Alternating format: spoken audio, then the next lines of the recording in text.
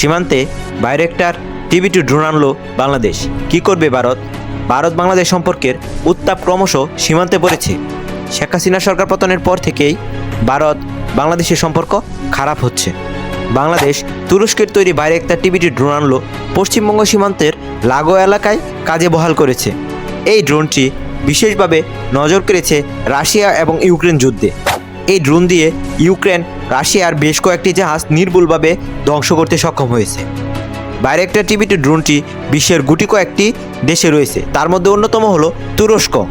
কী রয়েছে এই ড্রোনে, সেই বিষয়টি জানার জন্য ভিডিওটি প্রথম থেকে শেষ পর্যন্ত মনোযোগ সহকারে দেখতে থাকেন। এই ড্রোনটি প্রতিরক্ষা সরঞ্জাম দুনিয়ায় তুরস্কের তৈরি বাইরেক্টার TB2 ড্রোনটি অত্যন্ত গুরুত্বপূর্ণ। চলতি বছরের গোড়ায় বাংলাদেশ এই ড্রোনটি কিনেছে। সার্ভেলেন্স বা নজরদারি এবং হামলা চালাতে সক্ষম এই drone. Defence technology of Bangladesh জানিয়েছে 12টি ড্রোন আনা হয়েছে এই বাংলাদেশে, তার মধ্যে 6টি ড্রোন কাজে লাগানো হয়েছে।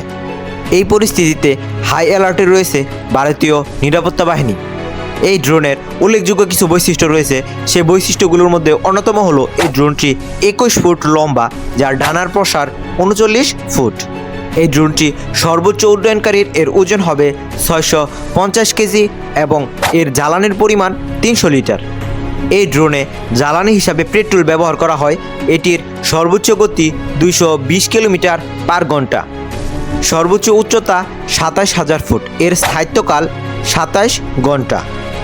বাইরেক্টার TB2 ড্রোনটি বাংলাদেশ সেনাবাহিনী ক্রয় করার ফলে বাংলাদেশ সেনাবাহিনীর সক্ষমতা অনেক বৃদ্ধি পেয়েছে।